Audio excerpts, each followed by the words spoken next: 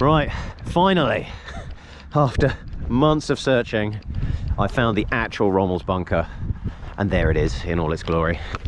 Well, it's definitely not locked. It's wide open. A lot of graffiti. Oh, hello. Wow. Oh. That's the Italian fascist symbol and the Nazi. Wow. Can we get some light on that? I'll try and take a picture. Hello everyone and welcome to our latest adventure. We are just outside Gabes. Look at this beautiful landscape. Like something out of Mad Max. We're having a coffee. And yeah, where are we going, Ben?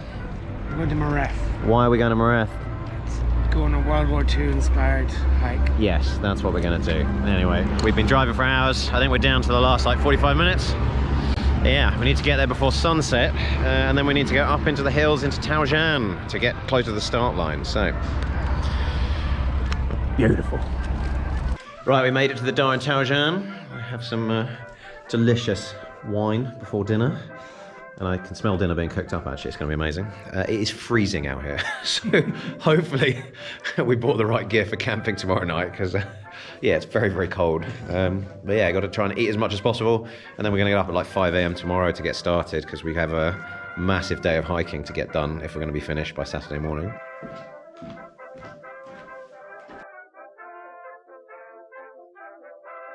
Ben, what are you most concerned about for tomorrow? Concerned about? Yeah. Probably Tunisian vampires. Tunisian vampires, okay, fair enough. There's a folk tale from this region that tells of something similar to vampires. What are you most excited about? Inshallah. Some beautiful views, exploring some history, some bunkers. Yeah. Maybe finding some cool stuff. Cool. What about you, Ollie? What are you most concerned about? Most concerned about the still viable anti-personnel mine. The elephant in the room. Yeah. The landmines. Okay. And what are you most excited about? Probably the sardine dinner. I'm excited to see how this turns out. Yeah. Yeah. I'm going to echo Ollie's concerns. I'm a little bit worried about landmines because there's quite a lot of fighting here in World War II, and there are actually minefields. But I'm hoping that they're... Well, not hoping, I've been told that they're a lot closer to the coast than where we are. But I know there's a lot of unexploded ordnance here, so we'll see. We'll see what we find tomorrow. Yeah, going to try. Vampires. Well, Nazi vampires would be ideal. That'd be great content. That's fingers crossed for Nazi vampires, right? Right, it's about 10:30. Time for bed. Got to be up at 5 tomorrow. Check out my cave. It's actually really warm in here compared to outside. Not sure I'm going to need all these blankets, but anyway. Yeah. Oh. Good morning, everyone. It is 5 AM. Welcome to my cave. It is time to hike the Mareth Line. Here is our trusty steed, the Express, in all its glory. Driver looks like he hasn't slept. Excellent. And this is going to take us all the way from here in Toujane up to Kef Enssoura, which is where the radar installation is and the first fortifications that we're going to visit. Right, we've arrived at the highest point of the trek, so we're at Kef Enssoura.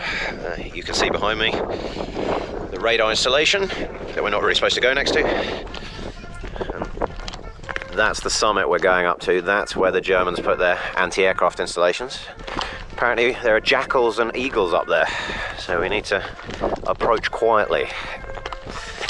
It is freezing.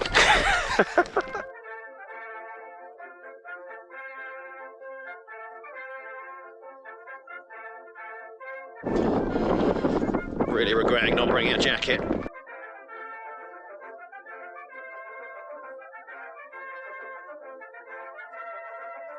We seem to have some sort of weapons emplacement here.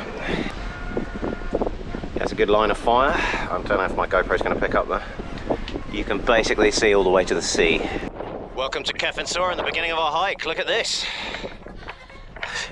Got one installation, you got another, and then we got a trench system we're going to follow all the way around the corner. Amazing. Let's get in the trench.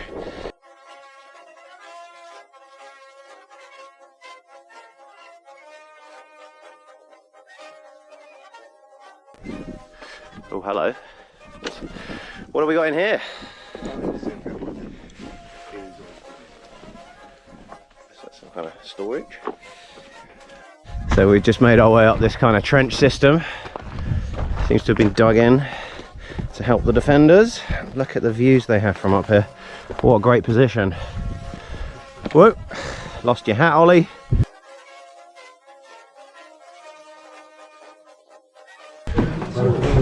Oh, this is it. Looks like we're getting out again. Oh, there's a dead bird. Oh.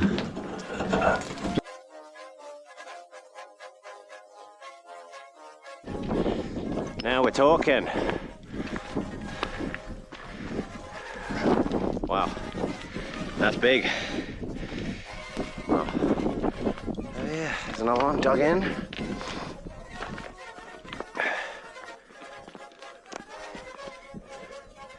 There's the modern radar place. Right, we're on our own finally. Walking downhill from Kef Enssoura. That's where we need to go. That way for like 45 kilometers.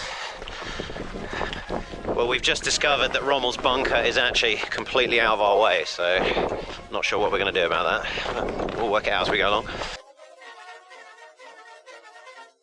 There's a whole set up there that we didn't even see in the satellite photography, but look how obvious they are when you're down here. Right, rest stop number 1. Ben's dealing with an injury from falling down the mountain. First of many, no doubt.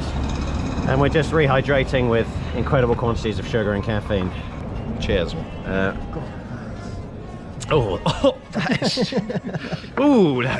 That's quite strong. Right, we're heading up to our next summit. You see it up ahead. Ominous looking rain clouds, but so far it's stayed dry. There's a lot of sign of human activity around here. We've got a lot of farmland. It's all been dug up and perhaps irrigated. All good signs when it comes to landmines.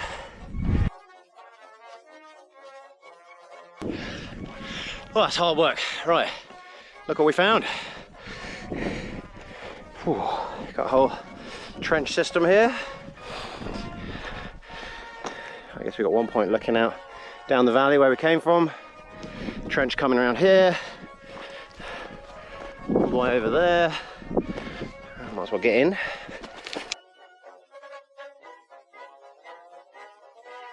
That's a German soldier's boot sole from the 40s. Almost certainly. It's the first artifact we found. Excellent. There's our next location. You can see the fortified position at the top there.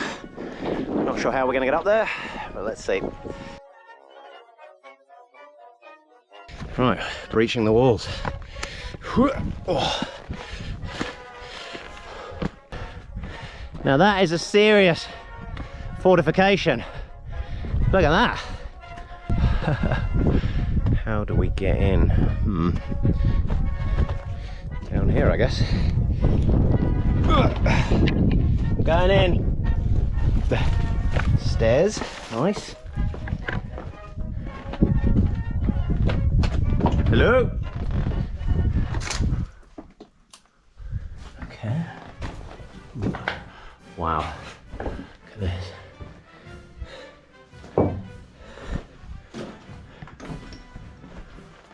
Huh. Amazing. Look at that view.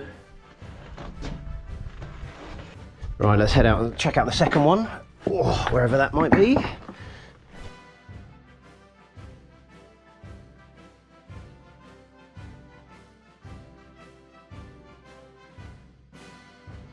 Okay, what have we got? This one's slightly smaller. Arabic graffiti, absolute mess. Okay.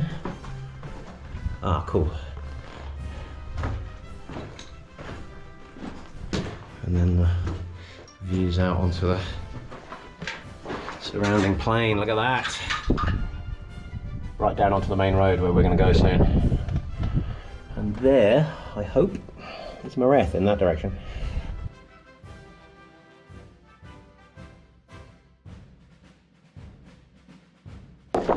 might have found an exciting tin. Let's see what it says.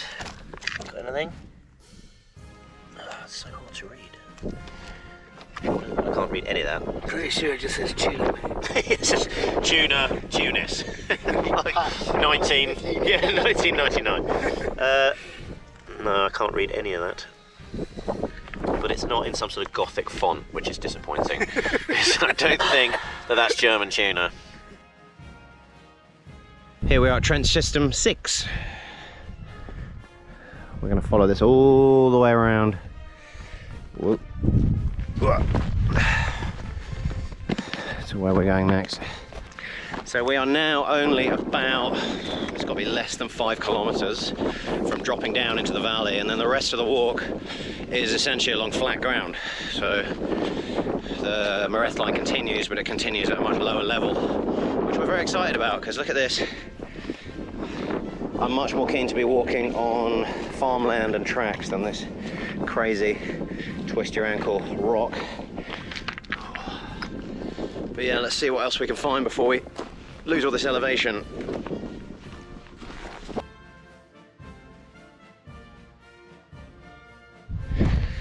Right, it's 2 p.m. We're going to hit the last of our major peaks.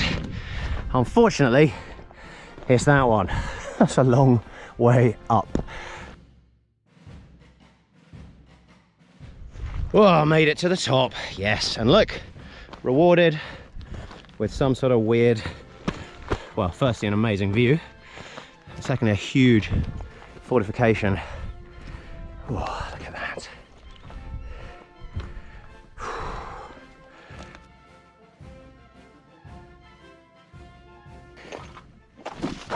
Wow.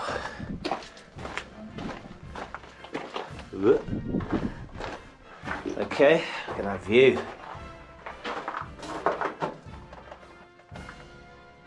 Incredible. And again.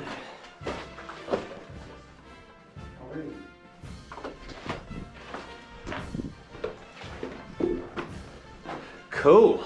Let's have a look out. And last one. Water, anyone?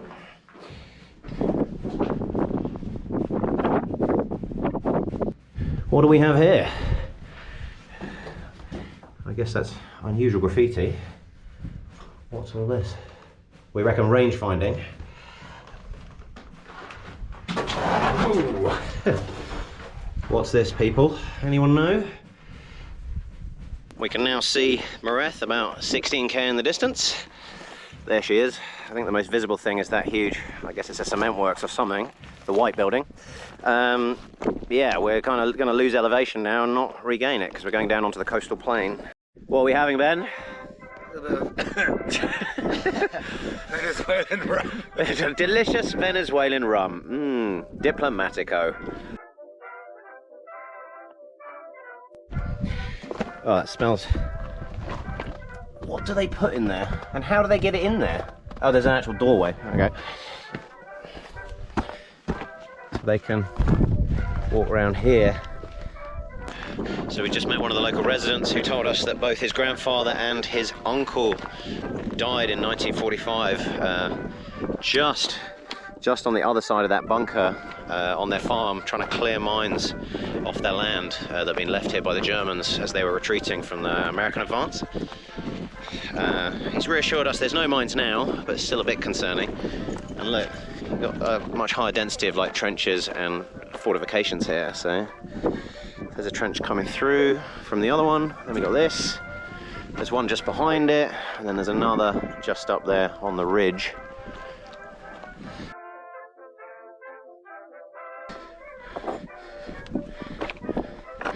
Wow.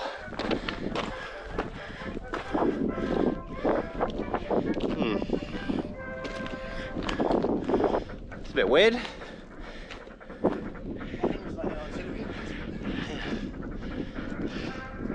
Facing which way?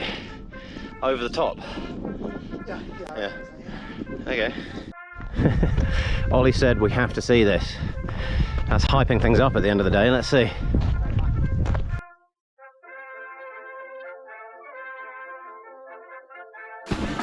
Oh God. Oh no, it's light. Wow. Okay. Oh, this is it. Yeah. No, that's it. So this will be where the guy in charge was with his radios. Basically, no view of anything. Having a nice time. Yeah, we sat here with the schnapps, telling everyone else how to deal with the Allies. Right, we have realised sunset's in an hour and a half and we're not quite where we need to be, so we're cutting northwards to get on a decent track. And then we're going to try and go and find Rommel's bunker. We've now hitched a lift in this glorious 1960s Renault or Citroen. As far as I'm aware, this guy's just going to take us to the tarmac road and then we can make our way from there. But yeah, it was a pretty broken conversation, so I'm not sure. He might just be taking us to his house. Who knows? Great success!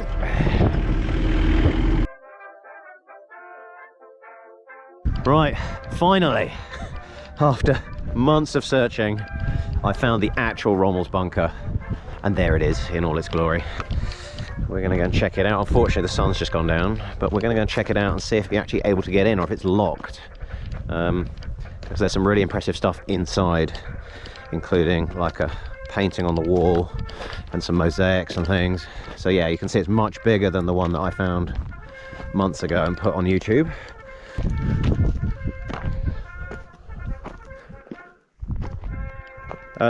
Well, it's definitely not locked.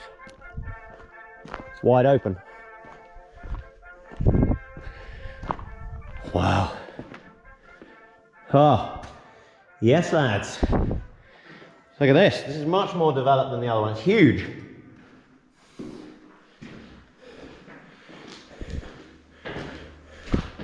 Yeah, get as much light as possible in, I guess that's the toilet. Yeah, well I guess this is the schnapps one.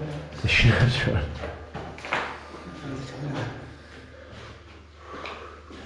Right, what about the next room? I think we should save. Okay, oh, a lot of graffiti. Oh, hello. Wow. Oh, is that the that's the Italian fascist, the fasces, yeah, that's the Italian fascist symbol and the Nazi. Wow, can we get some light on that? I'll try and take a picture. And look, there's painting all over this wall. Yeah, like all the, Oh yeah. Oh my goodness. That is amazing. Whoops, no, I don't want to picture my face. Right, that. Look for the mosaic. Wow. Okay. I mean, this is definitely the most fancy of all of the bunkers we've been in. Where's the... It's not on this floor. Okay. Head in. What do we got? Okay, so this is exactly the same as the one that I thought was Rommel's bunker, this setup. So I guess this is the bunkhouse for the soldiers, the regular soldiers. And yeah, same again. Okay, and presumably these are all just the same, like, yeah.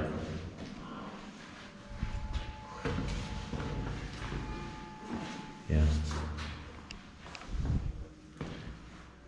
Okay, and then back out. And is there another section to this?